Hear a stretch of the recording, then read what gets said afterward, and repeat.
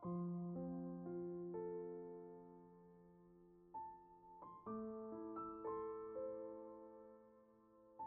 Bapak Ibu Saudara kasih dalam Tuhan. Senang sekali kita bisa berjumpa kembali ya di dalam ibadah raya hari Minggu, walaupun ada yang secara online, namun kita bersyukur Tuhan masih memberikan kesempatan pada kita untuk bersama-sama merenungkan firman Tuhan. Mari kita akan berdoa bersama-sama. Bapa dalam surga, kami bersyukur, terima kasih buat hari ini kami boleh belajar kembali akan firman-Mu. Terima kasih Tuhan, kami percaya firman-Mu adalah kekuatan bagi kami Tuhan. Firman-Mu adalah pelita bagi kami, terang bagi jalan kami. Terima kasih Tuhan, urapi hamba-Mu yang akan menyampaikan firman-Mu, urapi kami semua. Terima kasih Bapa, biar kami dikuatkan, teguhkan, diperbaiki, diajar, dididik melalui firman Tuhan. Terima kasih, berfirman-Lah Tuhan, kami mau mendengar dan melakukannya. Dalam nama Tuhan Yesus kami berdoa, amin. Ya, Bapak Ibu Saudara kasih dalam Tuhan, khotbah saya pada hari ini judulnya adalah pemberitaan tentang salib. Sekali lagi, pemberitaan tentang salib yang saya ambil dari 1 Korintus 1 ayat 18. Sebab pemberitaan tentang salib memang adalah kebodohan bagi mereka yang akan binasa, tetapi bagi kita yang diselamatkan, pemberitaan itu adalah kekuatan Allah. Puji nama Tuhan. Sekali lagi, sebab pemberitaan tentang salib memang adalah kebodohan bagi mereka yang akan binasa, tetapi bagi kita yang diselamatkan, pemberitaan itu adalah kekuatan Allah. Ya, jadi judulnya mengambil dari ayat ini, pemberitaan tentang salib. Puji nama Tuhan. Ya, Bapak Ibu Saudara kasih dalam Tuhan, peristiwa penyaliban Tuhan Yesus adalah peristiwa yang terbesar yang pernah terjadi di dalam dunia ini. Karena itu adalah puncak misi penebusan yang dilakukan oleh Tuhan Yesus untuk menebus dosa-dosa manusia. Nah, tidak ada peristiwa yang lebih besar daripada itu. Sehingga setiap orang percaya, ya kita orang yang percaya tidak boleh melupakan tentang salib itu. Salib juga berbicara tentang keteladanan yang diberikan oleh Tuhan Yesus di dalam ketaatannya kepada Bapa di surga. Ya, sekali lagi, salib adalah peristiwa besar yang tidak boleh dilupakan oleh anak-anak Tuhan, dan sekaligus salib juga merupakan keteladanan yang diberikan oleh Tuhan Yesus, khususnya tentang ketaatannya kepada Bapa di surga. Ya, saya merenungkan firman ini menjadi 4 bagian. Ya, yang pertama yaitu pemberitaan tentang salib. Ya, di dalam 1 Petrus pasal 2 ayat 24 di sana dikatakan, Ia sendiri telah memikul dosa kita di dalam tubuhnya di kayu salib, supaya kita yang telah mati terhadap dosa hidup untuk kebenaran. Oleh bilur-bilurnya kamu telah sembuh. Nah, Bapak Ibu Saudara kasih dalam Tuhan, pemberitaan tentang salib harus terus diberitakan, karena di dalamnya ada kuasa penyelamatan, ada kuasa penyembuhan, ada kuasa menghancurkan kuasa-kuasa iblis, ada kuasa untuk membatalkan segala kutuk yang menghalangi berkat-berkat Tuhan bagi kita. Nah, jadi berita tentang salib ini harus terus kita beritakan.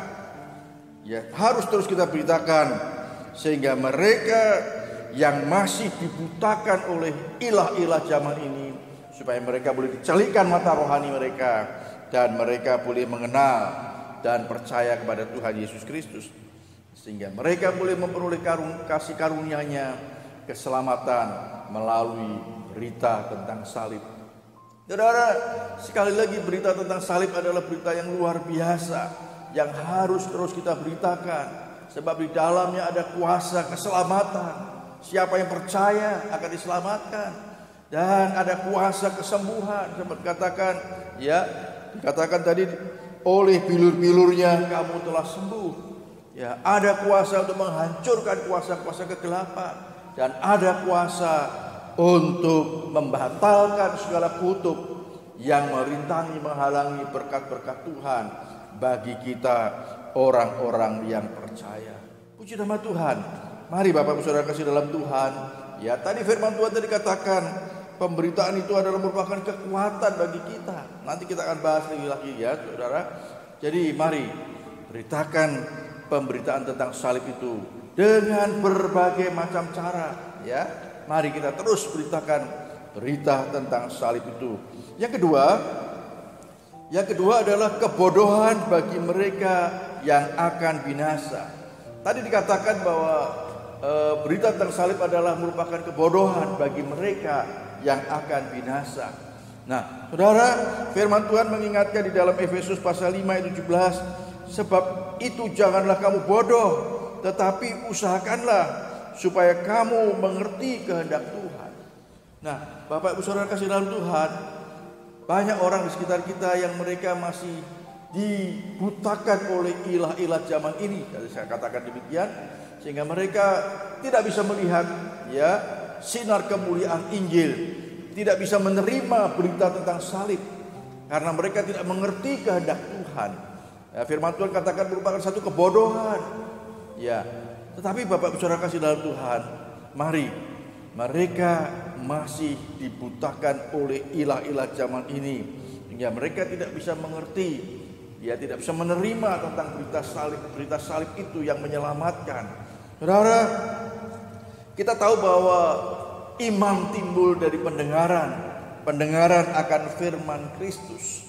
Jadi saudara, saya percaya jikalau mereka yang dikatakan firman Tuhan masih bodoh, ya, karena mereka tidak mengenal kehendak Tuhan, mereka saat mereka terus mendengar Injil, mendengar kabar baik, mendengar berita tentang salib, mereka akan dibukakan mata rohani mereka dan pada akhirnya mereka boleh diselamatkan.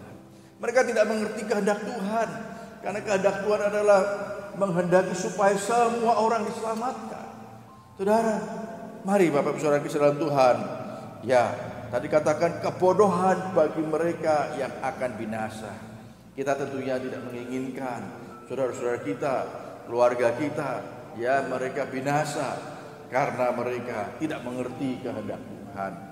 Nah, inilah menjadi tugas kita, Bapak Ibu Saudara kasih dalam Tuhan, supaya mereka dibukakan mata rohani mereka. Jelas firman Tuhan mengatakan, dan mereka yang tidak percaya akan dihukum di dalam Markus 16 ayat 16 bagian B. Mereka yang tidak percaya tentang salib itu, mereka akan dihukum. Ya, mereka yang percaya akan diselamatkan, mereka yang percaya dan dibaptis akan diselamatkan, tetapi mereka yang tidak percaya akan dihukum. Puji nama Tuhan.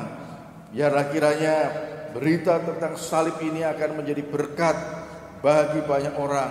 Berita tentang salib ini akan membawa keselamatan jiwa-jiwa di saat mereka boleh mendengar akan berita tentang salib, sehingga pada akhirnya mereka yang firman Tuhan katakan mereka masih bodoh, mereka akan dibukakan mata rohaninya, sehingga pada akhirnya mereka juga akan memperoleh kasih karunia Tuhan yang menyelamatkan. Puji nama Tuhan. Bagian yang ketiga, kitalah yang akan diselamatkan, ya. Kitalah yang akan diselamatkan. Di dalam Kisah Para Rasul pasal 4 ayat yang ke-12, dan keselamatan tidak ada di dalam siapapun juga selain di dalam Dia, ya, di dalam Yesus. Sebab di bawah kolong langit ini tidak ada nama lain yang diberikan kepada manusia yang olehnya kita dapat diselamatkan. Sekali lagi, Kisah Para Rasul pasal 4 ayat yang ke-12, dan keselamatan tidak ada di dalam siapapun juga selain di dalam Dia, dalam Yesus. Sebab di bawah kolong langit ini tidak ada nama lain yang diberikan kepada manusia yang olehnya kita dapat diselamatkan. Puji nama Tuhan. Hanya orang yang percaya Yesus saja sebagai Tuhan dan Juru Selamat yang akan diselamatkan. Firman Tuhan dengan jelas mengatakan demikian, saudara. Oleh sebab itu kita patut bersyukur akan hal ini. Tetapi kita juga harus mengasihi mereka yang belum percaya. Saudara, siapa lagi yang harus berdoa bagi mereka? Siapa lagi yang harus mengasihi mereka kalau bukan kita? Mari Bapak Ibu Saudara kasih dalam Tuhan, ya, sebab kitalah orang-orang yang akan diselamatkan. Dan kita tahu bahwa tidak ada cara lain orang memperoleh keselamatan selain hanya di dalam Tuhan Yesus. Haleluya, puji nama Tuhan. Ya, kiranya kasih karunia yang datang daripada Tuhan Yesus ini bukan hanya kita saja yang menerimanya, bukan hanya jemaat di sini saja, tetapi biarlah juga orang-orang lain yang di sekitar kita, mereka juga akan memperoleh kasih karunia yang datang daripada Tuhan. Ya saudara, kuasa-kuasa kegelapan, roh-roh jahat yang merintangi, menghalangi iman mereka, ini yang kita harus perangi saudara. Tetapi kita harus tetap mengasihi mereka. Puji nama Tuhan. Saya percaya dengan pertolongan Tuhan, dengan pimpinan Roh Kudus, saudara dan saya akan dipakai oleh Tuhan untuk membawa jiwa-jiwa kepada Tuhan. Puji nama Tuhan. Nah, bagian yang keempat, pemberitaan tentang salib adalah kekuatan Allah. Sekali lagi, pemberitaan tentang salib adalah kekuatan Allah. Galatia pasal yang kedua, ayat yang ke-19 dan 20. Di sana dikatakan, sebab aku telah mati oleh hukum Taurat untuk hukum Taurat, supaya aku hidup untuk Allah.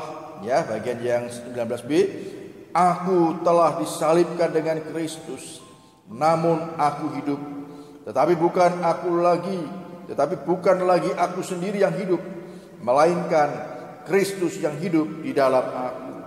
Dan hidupku yang kuhidupi sekarang ini di dalam daging adalah hidup oleh iman dalam Anak Allah yang telah mengasihi aku dan menyerahkan dirinya untuk aku. Puji nama Tuhan. Saudara, tadi dikatakan pemberitaan tentang salib adalah kekuatan Allah. Ya, kekuatan Allah. Oleh sebab itu kita sebagai anak-anak Tuhan, sebagai orang-orang yang percaya pada Tuhan, orang-orang yang sudah dipilih oleh Tuhan, kita harus banyak mendengar. Kita harus sering mendengar berita tentang salib itu, saudara. Kita harus banyak mendengar, perlu terus mendengar berita tentang salib. Karena pemberitaan tentang salib adalah merupakan satu kekuatan bagi kita. Jikalau kita ingin dikuatkan, jikalau iman kita terus ingin dibangun dan dikuatkan, mari kita harus banyak mendengar firman Tuhan, mendengar berita tentang salib. Puji nama Tuhan. Dan juga biarlah berita tentang salib itu mengingatkan kita juga bahwa manusia lama kita sudah disalibkan bersama dengan Kristus. Jadi pemberitaan tentang salib itu biarlah banyak kita dengar, karena itu menguatkan kita, ya, tapi sekaligus juga mengingatkan kepada kita bahwa manusia lama kita sudah disalibkan bersama-sama dengan Kristus. Puji nama Tuhan. Di dalam Roma pasal 6 ayat yang ke-6, ayat yang terakhir di sana dikatakan, karena kita tahu bahwa manusia lama kita telah turut disalibkan supaya tubuh dosa kita hilang kuasanya, agar jangan kita menghambakan diri lagi kepada dosa. Saudara, ya, sekali lagi, karena kita tahu bahwa manusia lama kita telah turut disalibkan supaya tubuh dosa kita hilang kuasanya, agar jangan kita menghambakan diri lagi kepada dosa. Bapak Ibu Saudara kasih dalam Tuhan, mari di akhir khotbah saya ini saya ingin mengajak, ya, untuk kita lebih banyak mendengar berita tentang salib, untuk lebih banyak mendengar firman Allah, karena berita itu adalah kekuatan Allah yang akan menguatkan kita.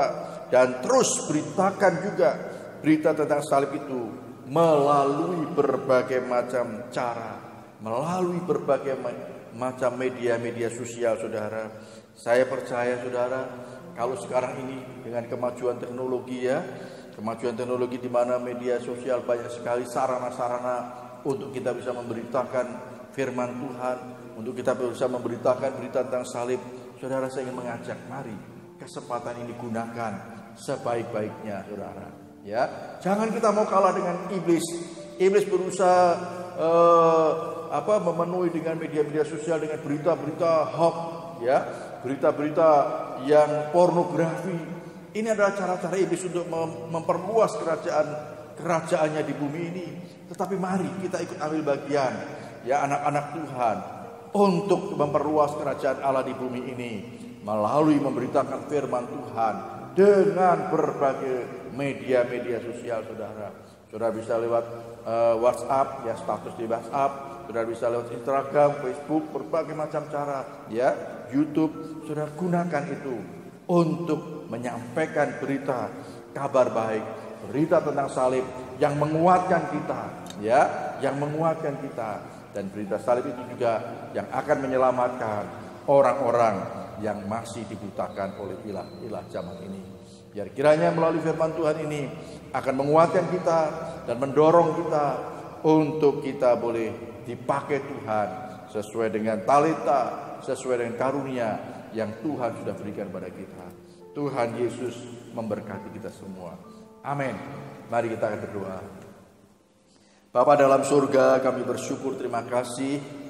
Kami sudah bersama-sama mendengar berita firman-Mu Tuhan.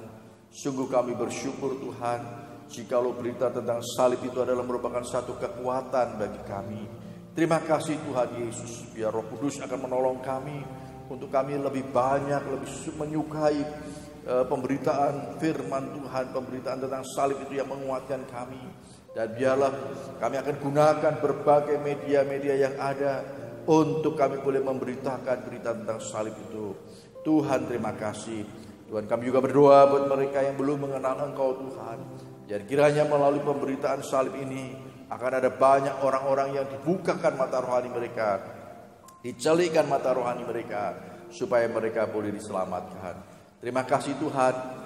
Berkati anak-anak-Mu yang sudah mendengar firman Tuhan, baik yang ada di gereja, baik yang ada dimanapun mereka berada Tuhan. Berkati mereka dalam segala usaha dan pekerjaan mereka, pelayanan mereka, dan keluarga mereka masing-masing. Tuhan tolong dalam segala pergumulan dan masalah apapun yang dihadapi mereka Tuhan. Tuhan buka jalan. Terima kasih Bapa, terpujilah nama-Mu Tuhan. Kami mengucap syukur di dalam nama Tuhan Yesus.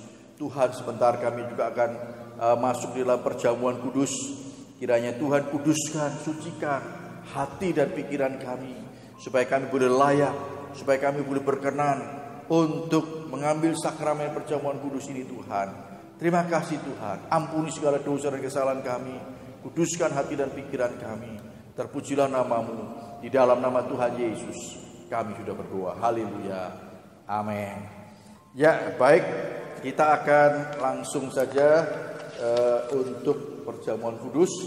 Mari disiapkan hosti dan anggurnya, ya. Hosti dan anggurnya disiapkan. Ya, mari kita angkat roti yang melambangkan tubuh Kristus. Dan saya akan bacakan firman Tuhan. Sebab apa yang telah kuteruskan kepadamu telah aku terima dari Tuhan, yaitu bahwa Tuhan Yesus pada malam waktu ia diserahkan mengambil roti, dan sesudah itu ia mengucap syukur atasnya. Ia memecah-mecahkannya dan berkata, inilah tubuhku yang diserahkan bagi kamu. Perbuatlah ini menjadi peringatan akan aku. Mari kita makan di dalam nama Tuhan Yesus.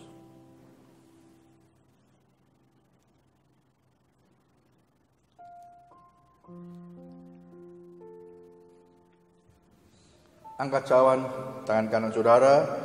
Di dalamnya ada anggur yang melambangkan darah Yesus. Ya, firman Tuhan mengatakan demikian. Demikian juga ia mengambil cawan sesudah makan lalu berkata, cawan ini adalah perjanjian baru yang dimeteraikan oleh darahku.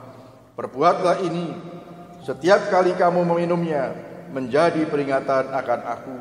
Setiap kali kamu makan roti ini dan minum cawan ini, kamu memberitakan kematian Tuhan sampai ia datang. Mari kita minum di dalam nama Tuhan Yesus.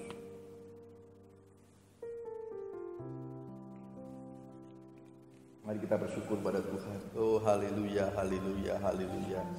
Terima kasih Tuhan Yesus, terima kasih Tuhan. Terima kasih Tuhan Yesus, terima kasih. Kami bersyukur Tuhan, terima kasih. Kami bersyukur, terima kasih. Bapa dalam surga, kami bersyukur, terima kasih. Jikalau dalam kesempatan ini kami boleh mengingat kembali, melalui perjamuan kudus kami boleh mengingat kembali akan pengorbanan-Mu Tuhan.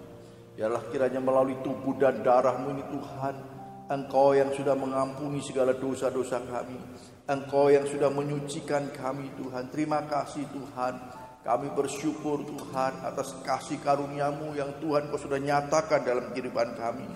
Terima kasih Tuhan.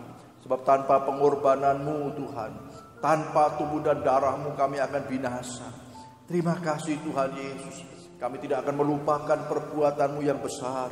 Kami akan memberitakan berita tentang kematian-Mu ini Tuhan, tentang kebangkitan-Mu kepada orang lain, supaya mereka juga boleh mendengar dan mereka boleh menjadi percaya kepada Engkau. Terima kasih Tuhan. Kami juga boleh belajar tentang ketaatan-Mu Tuhan. Engkau taat sampai mati, bahkan mati di atas kayu salib bagi kami. Terima kasih Tuhan Yesus. Kami mengucap syukur buat semuanya ini Tuhan. Di dalam nama Tuhan Yesus kami sudah berdoa. Haleluya. Amin. Ya, Bapak Ibu Saudara kasih dalam Tuhan, saya kira tidak ada pengumuman. Saya hanya terus mengingatkan, jangan lupa terus ya ikuti protokol kesehatan, jaga jarak dengan siapapun ya, kemudian hindari kerumunan-kerumunan, selalu memakai masker, dan juga sering-sering cuci tangan dengan sabun dan air yang mengalir. Jangan keluar-keluar kalau tidak penting sekali.